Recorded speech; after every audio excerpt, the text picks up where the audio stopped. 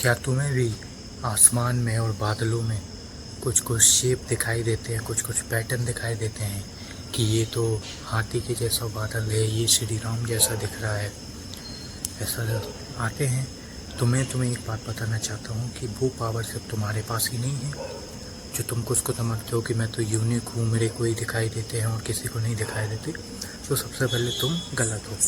तो welcome back guys, this is Raj और हम आ चुके हैं अपने 4th chapter of the book the art of thinking clearly. 3 chapter मैं करा चुका हूँ, मैंने उसकी प्लेलिस्ट भी बना दी है। अगर आपको देखनी हो तो आप प्लेलिस्ट वाले सेक्शन में जाके वो तीनों लेसन देख सकते हैं।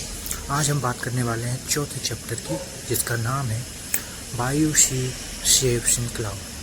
तो हमें क्यों दिखता है? सबसे पहली बात तो हम स्पेशल नहीं हैं, हमारा ब्रेन ही इस तरह से वायर्ड है कि हम चीज़ों में पैटर्न, शेप्स और उसके पीछे की छुपी मीनिंग को समझते हैं।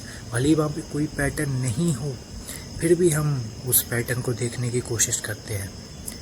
कभी कभार वो पैटर्न सही भी रहता है और हमें उससे बहुत ज़्यादा फ़ायदा मिलता है। लेट्स सपोज तुमने अगर प्रिडिक्ट किया कि ये स्टॉक 3 दिन बाद बढ़ने वाला है और वो बढ़ जाता है, तो ये अंदर से तुम्हारे आया कि तुमने वहाँ पे पैटर्न रिकग्नाइज़ किया है उस स्टॉक में कि ये 3 दिन बाद बढ़ने वाला है। तो ये अपनी मदद भी करता है और ये हमारा ब्रेन ही ऐसा है जो चीज़ों को रिकग्नाइज़ करता है in the form of pattern, shapes and pictures.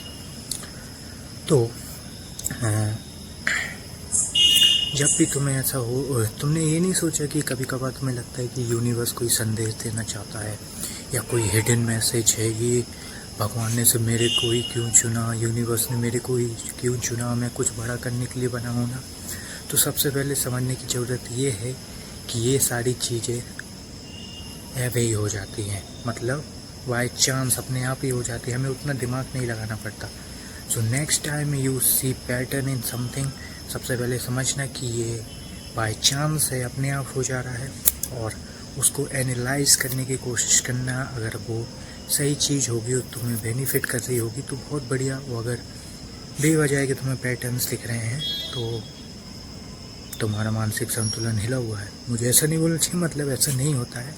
कभी कभार तुमने देखा होगा, लोग बोलते हैं कि जब मैं वो गाना सुन रहा था तो ऐसा लगा कि मेरे माँ का मैसेज आ रहा है या वो मुझे बोल रही हैं।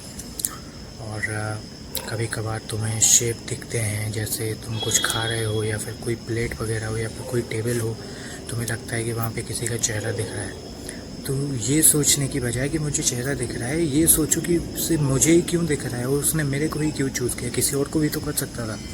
तो ये सब चीज़ें अपने आप हो जाती हैं, कभी कभार ये कराई जाती हैं, क्या पता सब कुछ प्री प्लान्ड हो और यूनिवर्स हमें सच में कुछ हिंट या संदेश देने की कोशिश कर रहा हो। तो उसे एनालाइज करना बहुत ज़रूरी है। तो इसी के साथ मैं आपसे विदा लेता हूँ। मैं मिलता हूँ आपसे अगले चैप्टर में, जिसका नाम है संक कॉस्ट फैलेसी। बहुत बढ़िया कॉन्सेप्ट है, इसको समझाऊँगा। तब तक के लिए धन्यवाद। अगर आपको वीडियो अच्छी लगी हो तो एक लाइक ज़रूर कर सकते हैं। जय हिंद, जय भारत।